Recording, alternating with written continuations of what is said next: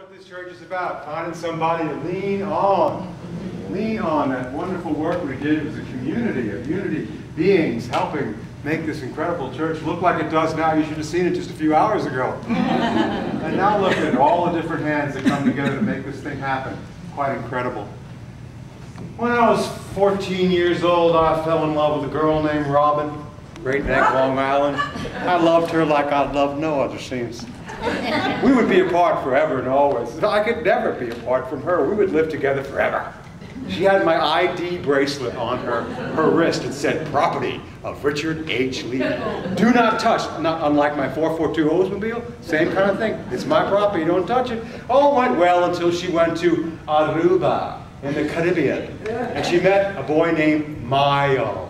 M-Y-L-E-S. I still don't like anybody with the name Miles. And when she came back, she was miles and miles away from her love relationship with me. And she gave me back the ID bracelet. So I went to the creek at my house at 11 Willie's Lane, Great Neck, Long Island, and big steep hill with the creek down. I took that ID bracelet and I threw it as far as I could down that creek. I would never be hurt like that again. I would never mistake my identity for any person, place, or thing and give my power away. Until 2 hours later when I went down to the creek and I'm looking for the ID bracelet because, you know, I got it back, I wiped it off, and I put it back on again, which is what we do here. All of us have forms we worship here. We're all form junkies, all of us. In the Bible it says, whatever Adam labeled a thing, it became for him. We all do this, don't we? We label things. We label a form. And then that form becomes what it is for us from the thoughts we hold with it. Every one of us does this. When I was a kid, I don't know if you remember this or not, my dad had a label maker. Do you remember those devices where you could do labels and then you had the little alphabet up on top and you could print out labels and stick them on things? As a kid, 7 and 8 years old, I used to like to take a half hour and go, how many things can I label in this room in a half hour? And I'd label everything. Drove my father crazy with my labeling. But you know what? I'm still driving my cosmic father crazy with my labeling because I'm still doing it. I label everything. I like this. I don't like that. I like him. I don't like her. I want this. I don't want that. I love this. Now I hate that. It keeps changing, doesn't it? We keep doing that all the time. And sometimes the very things that we like, we don't like later on. We do this all the time. I'm a vitamin guy, and I've been taking slow niacin for years and years. Slow niacin. There it is. Oh, I shouldn't put that on the camera. It's being filmed right now. I'm not saying anything bad about this, just my judgment about it, and that's all I talk about anyway. Slow niacin. Good for my heart. Take it. Good heart health, like slow niacin. I love the rush I get. 2 hours later, the niacin rush tingles the top of my head and makes my face red. Ooh, blushing all over. It's a rush of good feeling as it relates to this lovely product that I really like. And then Maureen read an article to me from the internet that says slow niacin is not that good for you, and there's a whole bunch of things that are negative side effects, and it's probably not as good as they thought it was. And so a rush of really good feelings now turns into a rash of negative thinking. Ooh, throw it down the back of the creek. I don't want that stuff no more. I'm not going to. Do you know how you do that? All of a sudden, something was a rush of good feelings in a second. In a flick of a bit can turn into what? A rash of negative thinking. The thing that I identified with being good for me is now bad for me. Welcome to the human dilemma, right? Yeah. CJ, we do this all the time. For years, this was great. I take it. Now, oh, I don't want it. I pour it in the toilet bowl, flush it down. I don't want that red stuff anymore. We do this with everything. Everyone does this. Mistaken identity. We all do it. Every one of us in this room does it over and over and over again. And there's nothing wrong with it. We just want to bring awareness to the process. That what I hold so dearly true now and sacred may not be true a little bit down the road. My mind keeps labeling things and identifying with the things I give my power away to. I can't say the word right, but there was a great philosopher named Descartes. Descartes. I'm not getting smart. Descartes. Somebody corrected me about 40 times in the line, and I've already forgotten it. And he was a philosopher in the 17th century who said, I wonder if there's anything I can know for sure on this planet. And he came up with the edict. Well, I think, therefore, I am. I think, therefore, I am. What a great awakening that is. If I can know one thing, I know that I have thoughts. So I am the thoughts that I think. So he took the beingness of what we are and he labeled it as the thoughts that I think. That was a very powerful step in identifying the ego situation, because we label it all the time. Well, if I think this, then I am that. We all do it. And then another great thinker came along, Sati, later on, what? Sartre. Ah, whatever. Philosopher. I can't say it, I'm not going to do it. All right? And he came along and he said, aha, let's go deeper. He said, the consciousness which says I am is not the consciousness which thinks. Wow. That is huge. The consciousness which says I am is not the consciousness which thinks. Do you know how powerful that is? To know that? To step out of the thoughts that you keep spinning around with over and over and over again? How powerful it is to know that? That the consciousness that I am, the beingness that I am, is only identifying with those thoughts. I have thoughts, but I'm much more than my thoughts. We say in Unity, I am existence, consciousness, and bliss. Having thoughts. That's a great awareness. Eckhart Tolle, in his amazing book called The New Earth, leads us in that direction. Let me find my lesson summation here. He says it this way.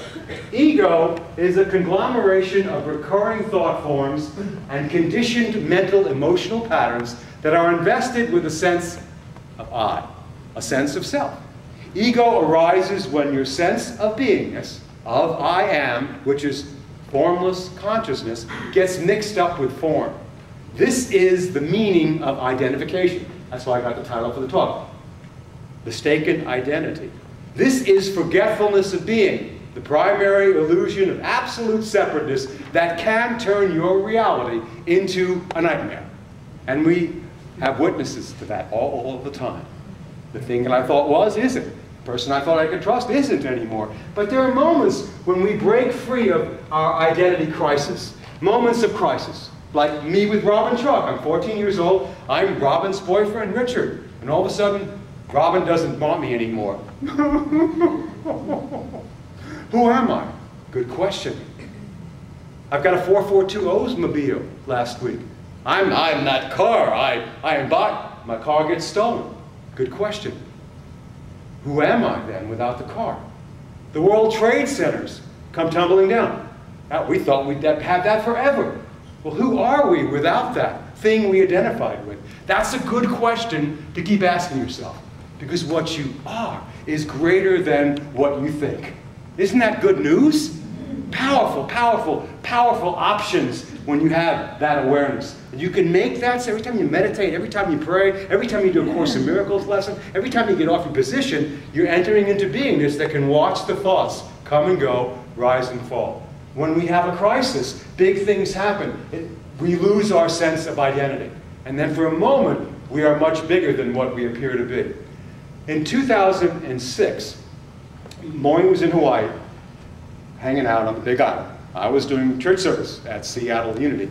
It was the end of the first service going into the second. Someone comes in the line about the fourth person and says, "Is your family okay?" And I said, "What do you mean, is my family okay?"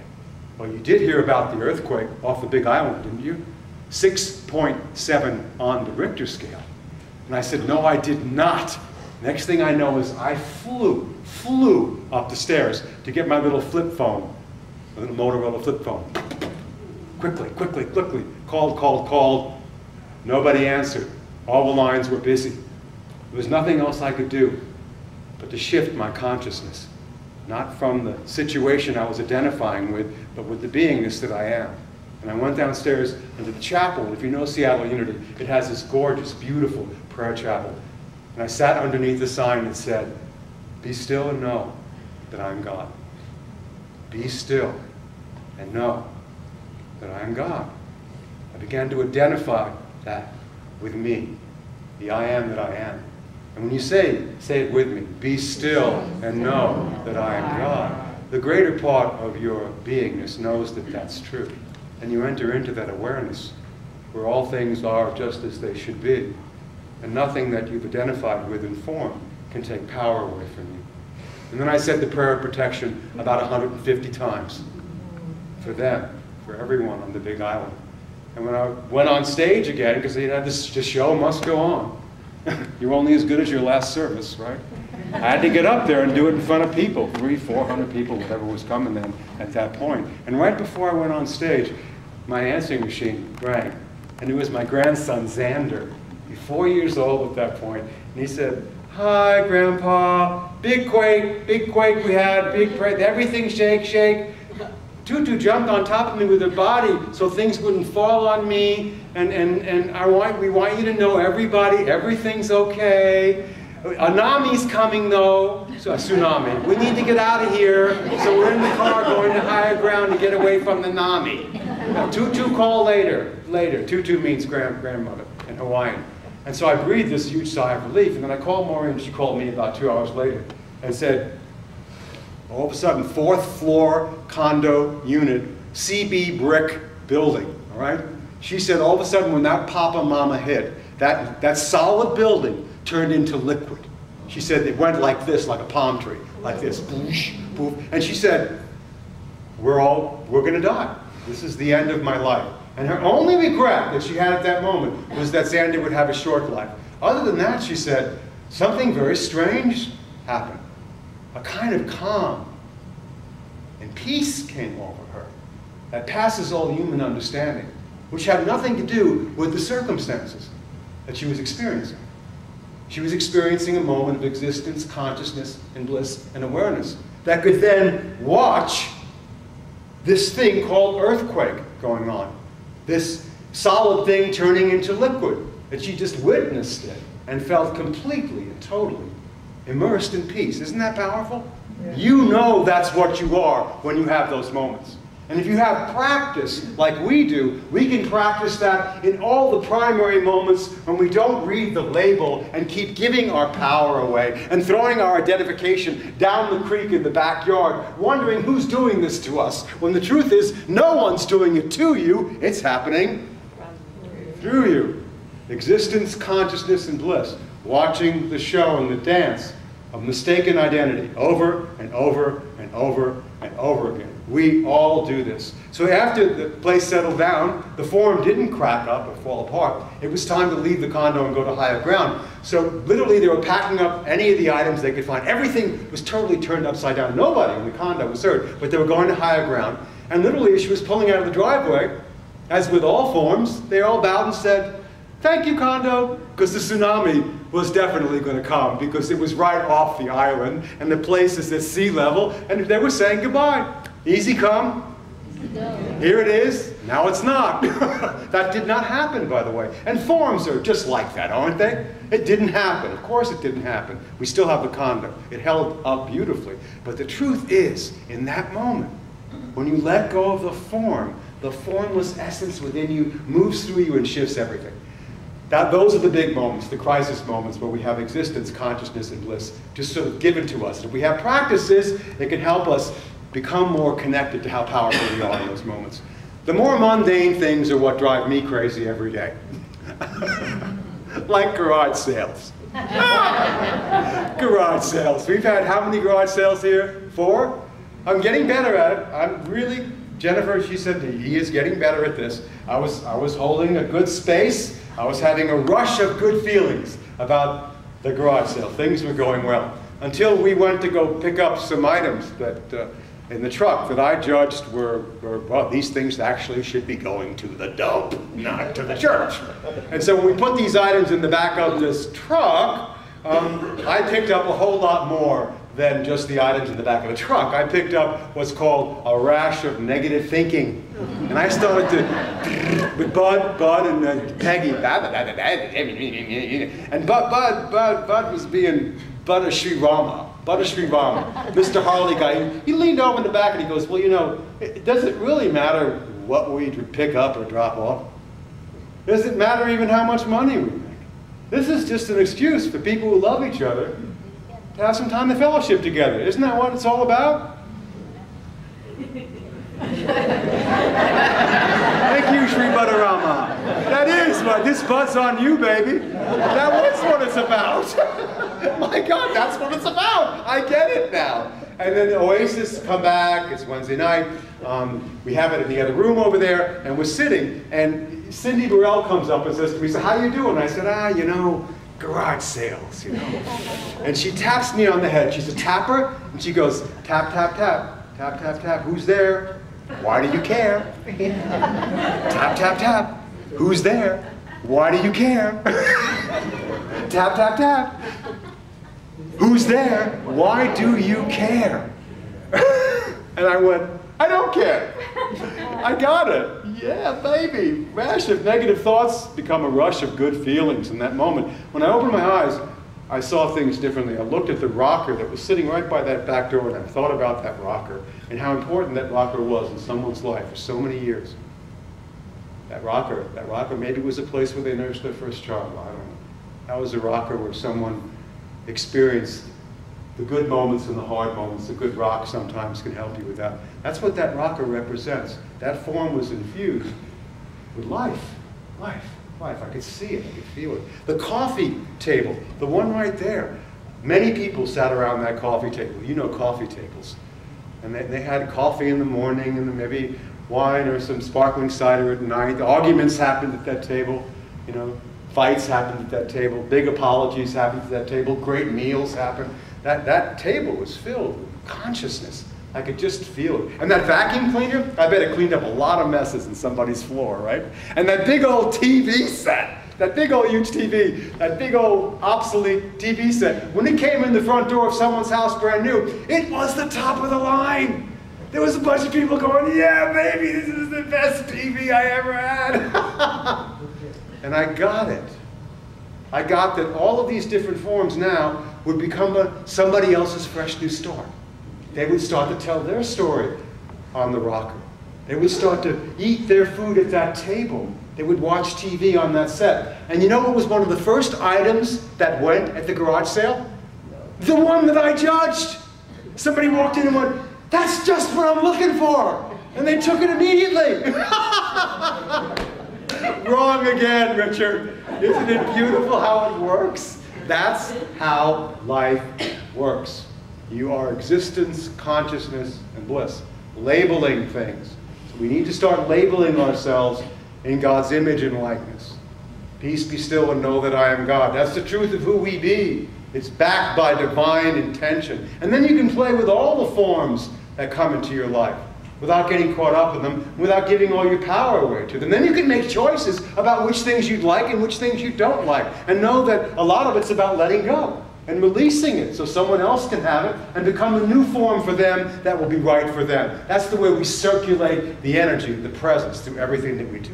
So let's just take a look at a lesson summation. I'll stop spitting and screaming at you for a moment. And take a look at mistaken identity.